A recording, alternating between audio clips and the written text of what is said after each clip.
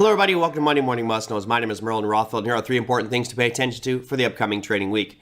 Now, before we dive into that, last week was pretty monumental. There are speeches over the course of history that make markets or just society go, wow, that was an incredible speech.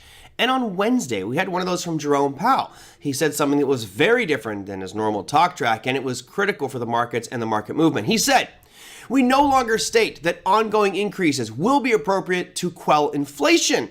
Then he proceeded to say some additional policy firming may be appropriate.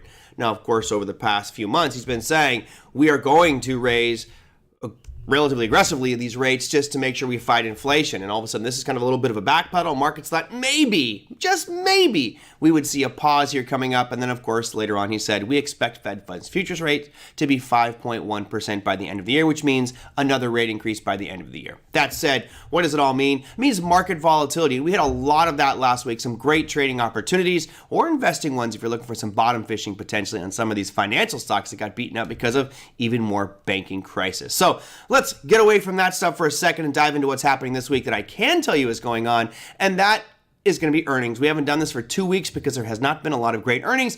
Let's start things off on Monday. Now, there's 1,023 companies reporting, so a lot of companies. However, most are international.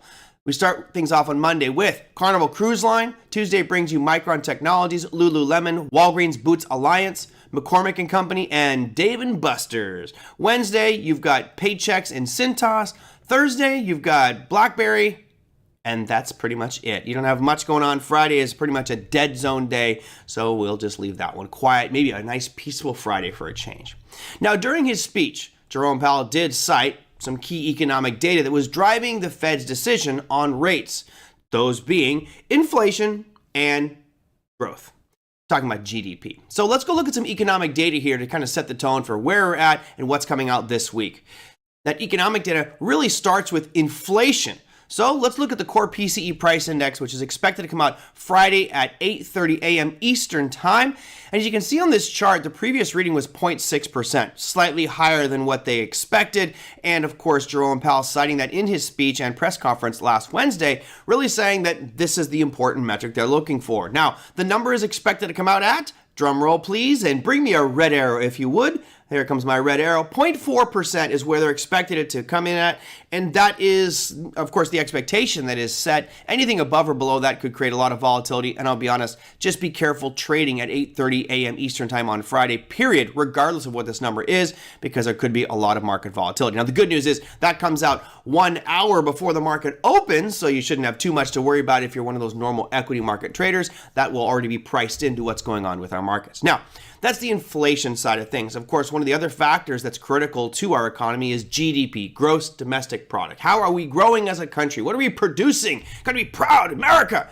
Well, the GDP numbers have not been looking so good. So we'll move on to that part of our discussion right now. And here is your final GDP numbers. Now, remember, we've had the advanced, we've had the preliminary, and all of those have come out actually fairly decent. Thursday at 8:30 a.m. Eastern time, you also have an announcement coming out for that GDP, and this is going to be the final, basically the final revision of it. Now, when you look at this number, the previous one you can see there was 3.2%. That's quarter over quarter. Now, the expectations right now, another red arrow if you would, are going to be 2.7% is what they're expecting. So a slight decrease in the GDP number, which of course is not good. We would like to see that number continue to increase to the upside. But hey, we'll take a positive number of 2.7 versus the negative numbers that we saw a couple of quarters ago. Now, this is the major stuff that's happening for this week, but I'm sure you guys all know there's going to be a lot more happening in our financial markets. There is always something that pops up.